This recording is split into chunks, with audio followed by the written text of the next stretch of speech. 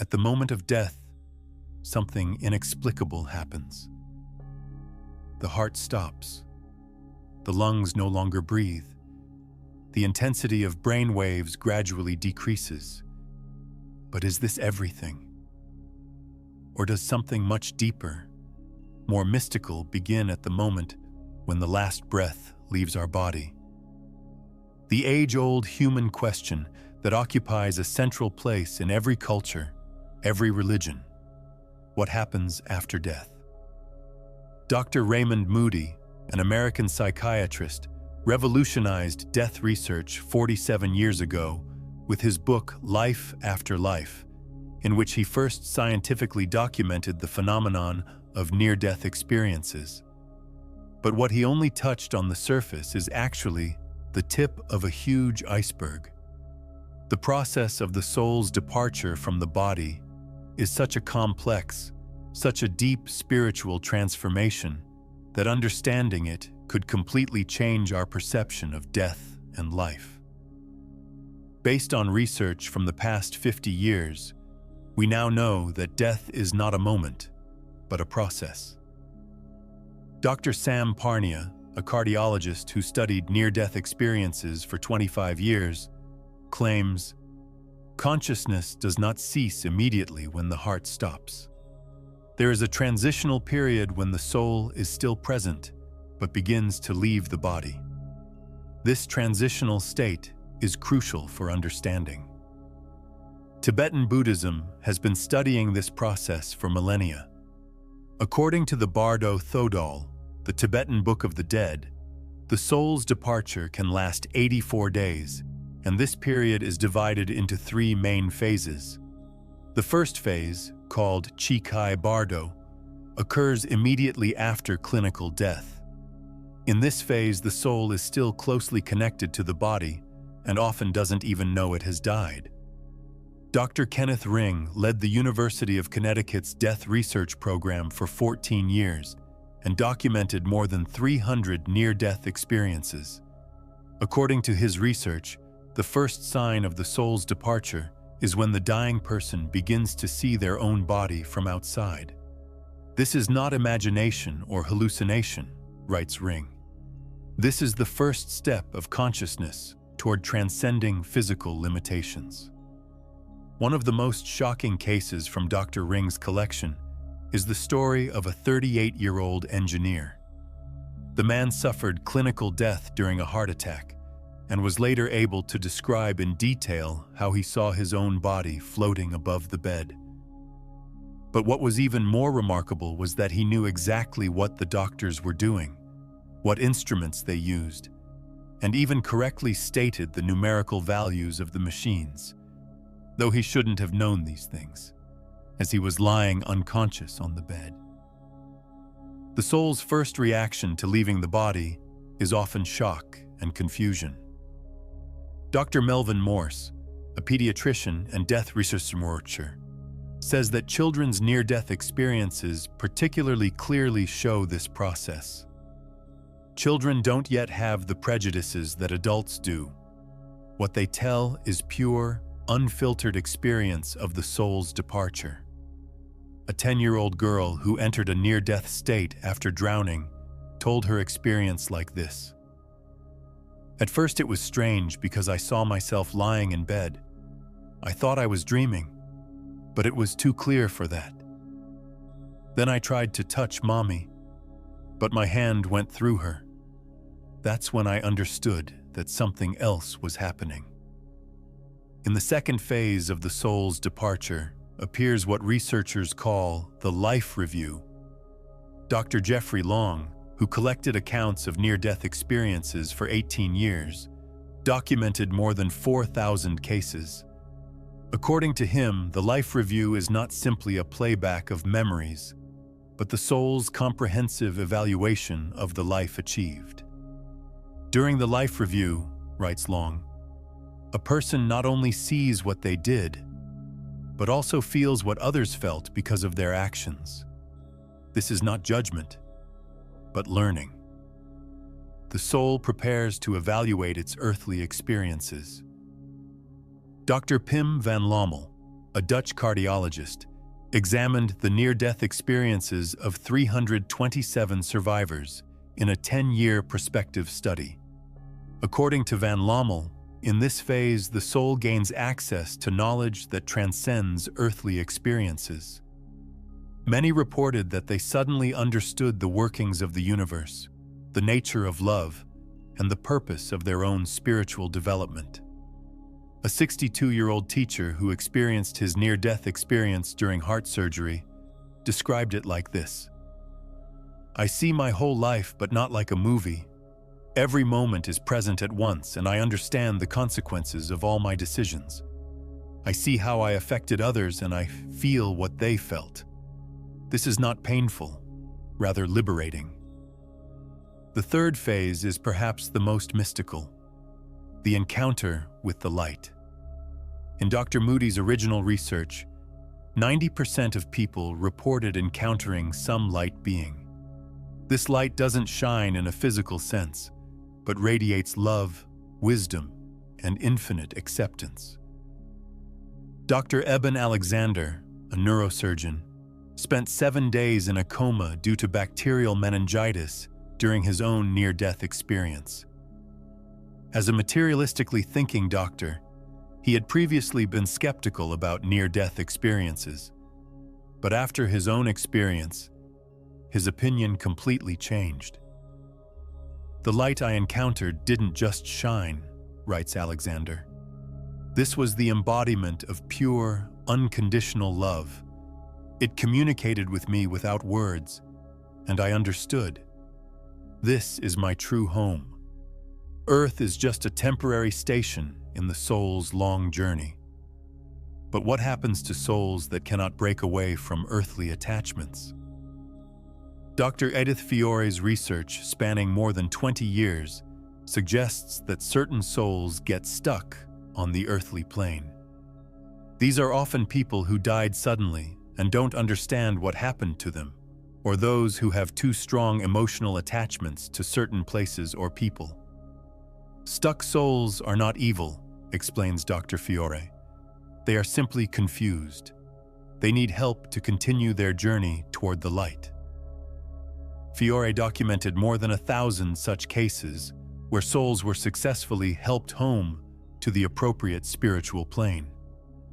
If you've found this deep spiritual journey interesting so far, don't forget to subscribe to the channel and hit the like button, because we'll discover many more secrets together about the true nature of the soul. Different cultures describe the process of the soul's departure differently, but the basic elements are strikingly similar. The Egyptian Book of the Dead, the Amduat, describes in detail the soul's journey after death. According to them, the Baye, one aspect of the soul, leaves the body and begins its journey in the Duat, the underworld. According to Egyptian understanding, the soul remains connected to the body for 71 days. This period allows the soul to slowly adapt to its new state. The Egyptians believed that if the body was properly mummified, the soul could more easily find its way back if it decided to return. According to Vedic tradition, prana, the life energy, gradually leaves the body at the moment of death.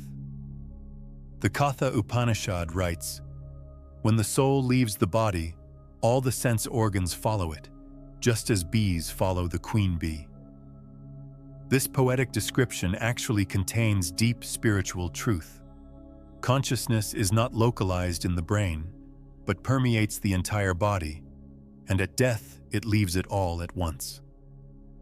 Dr. Stanislav Grof, who studied altered states of consciousness for 50 years, believes that the soul's departure is not a uniform process. Different layers of consciousness leave the body at different times. The ego, personal identity, is usually the first to dissolve. Then comes deeper knowledge, and finally, pure awareness. One of the most moving aspects of the dying process is what researchers call deathbed visions. Dr. Carlos Osis and Erlendur Haraldsson examined 10,000 cases in 17 countries. Their research shows that 70% of the dying see deceased family members or friends who come for them. A hospice nurse told her experiences like this: "I see so often that patients suddenly light up and talk to someone we can't see. They say, 'Mom, is that you?' Or 'Dad, are you ready?' After that, they usually pass away peacefully within a few hours." Dr. Peter Fenwick, a British neuropsychiatrist, showed in his 30-year research that these visions are not hallucinations. The figures seen by the dying consistently show behavior that corresponds to what we would expect from a loving relative. They come to help with the transition, reassure the dying person, and accompany them. The physical signs of the soul's departure are also well documented. Dr. Duncan McDougall, a Massachusetts physician, attempted in 1907 to measure the weight of the soul. He weighed 6 dying patients immediately before and after death. The results were controversial, but McDougall measured a weight loss of 21 grams in one patient. Although McDougall's experiment is criticized by many, modern researchers have found other physical signs of the soul's departure. Dr. Konstantin Korotkov, a Russian physicist, developed GDV, gas discharge visualization technology, which can visualize the energy field around the human body. According to Korotkov, at the moment of death, this energy field changes dramatically. Our measurements show that there is still energy activity around the body after death, claims Korotkov. This activity gradually decreases, but can still be detected for several days. This suggests that something, which we might call the soul, gradually leaves the body. During the dying process, the soul is not alone. According to spiritual traditions, there are beings called guides, angels, or bodhisattvas who help souls in this transition. Dr. Michael Newton, who conducted regression therapies for 30 years, claims that every soul has at least one permanent guide. "Guides don't judge, they help," writes Newton. "When the soul leaves the body, these beings are there to provide support and guide the transition. They provide a loving presence during a time that would otherwise be frightening." The concept of collective transition is also an interesting aspect. When mass tragedies occur, such as during natural disasters or wars, souls leave their bodies in groups. Dr. William Peters, who leads the Shared Death Experience Research Initiative, documented cases where family members simultaneously experienced near-death experiences, even when they were physically in different places. This suggests that consciousness is not limited to individual experience, explains Peters. There are spiritual events in which multiple souls participate, and these help the transition. The connection with animals at death is also an interesting area. Many hospices report that animals show strange behavior around the dying.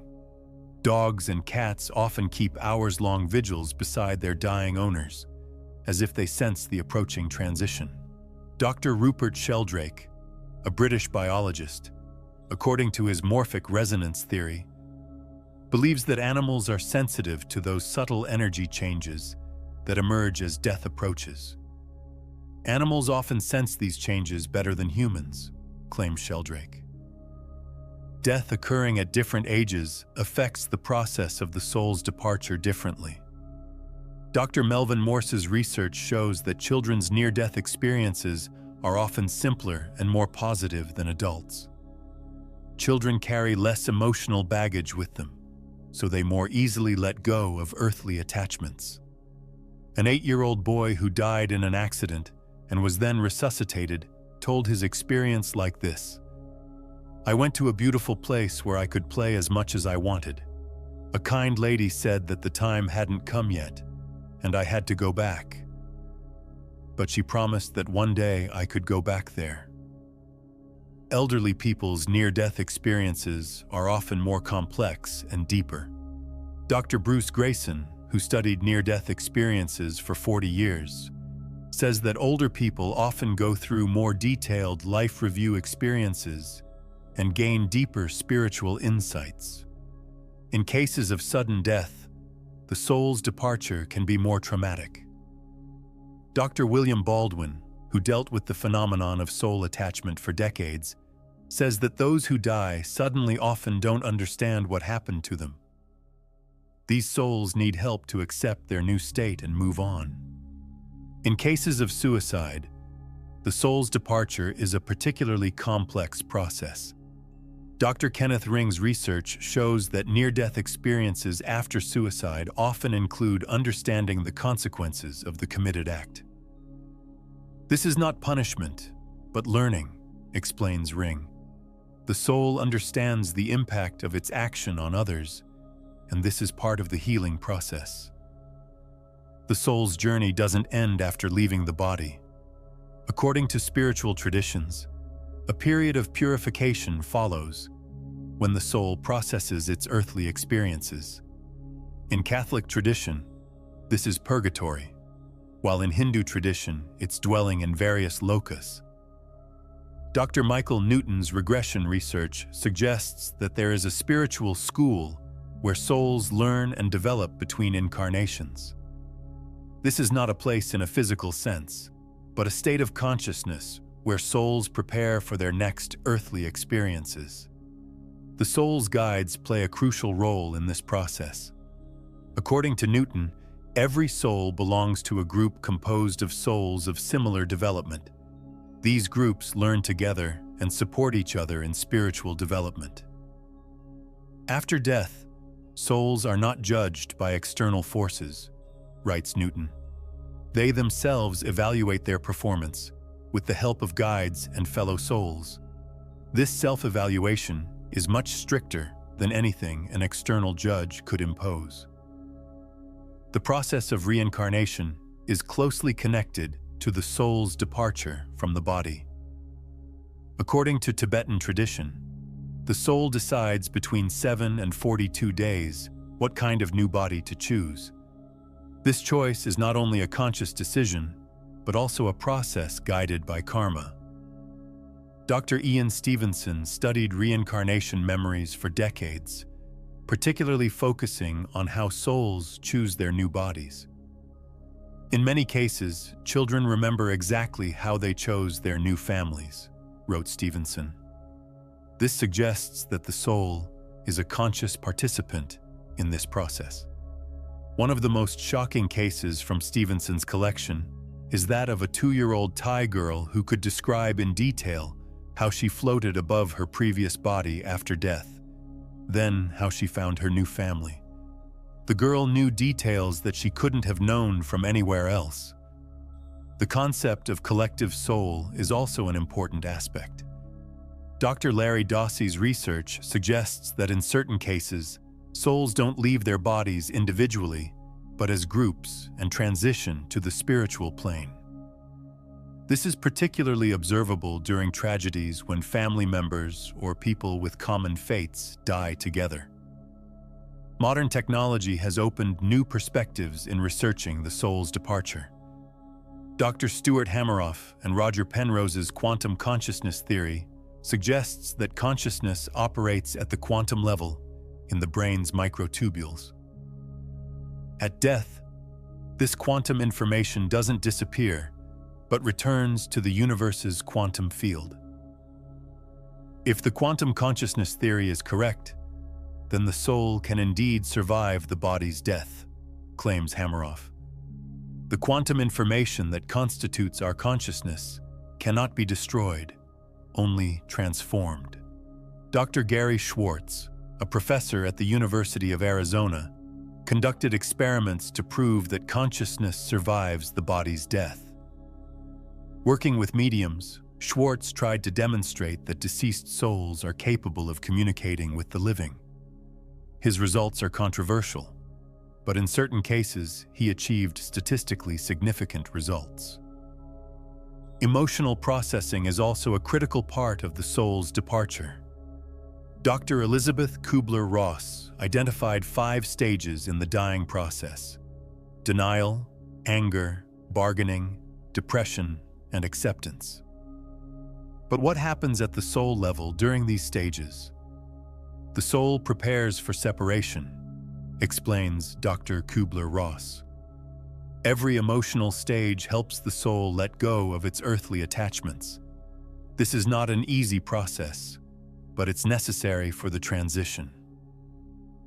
Family relationships particularly deeply influence the process of the soul's departure. According to the 20-year experience of Dr. Maggie Callanan, hospice nurse and author, the dying often wait for certain family members before letting themselves go. I've seen mothers who fought death for weeks until their absent child came home, writes Callanan. The soul lovingly considers others' needs, even when it's already preparing for the transition. The role of conscience is also central to the process. According to Dr. Pim van Lommel, during near-death experiences, souls often experience the moral consequences of all their actions. This is not external judgment, but internal understanding, explains van Lommel. The soul sees the true impact of its actions, and this is part of spiritual development. The question of fulfilling life purpose also influences the soul's departure. According to Dr. Michael Newton, certain souls have more difficulty leaving their bodies if they feel they haven't completed their earthly mission. There are souls who return to the body because their time hasn't come yet, writes Newton. This is not always a conscious decision, but a deep spiritual instinct that urges them to fulfill their life purpose. The effect of spiritual practices at death is also significant.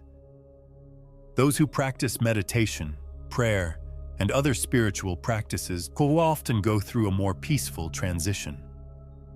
Dr. Herbert Benson, a Harvard medical professor, found in his research that those who meditate regularly fear death less and more easily let go of earthly attachments. The Dalai Lama puts it this way: if you practice mindful presence throughout your life, you won't get lost at death either.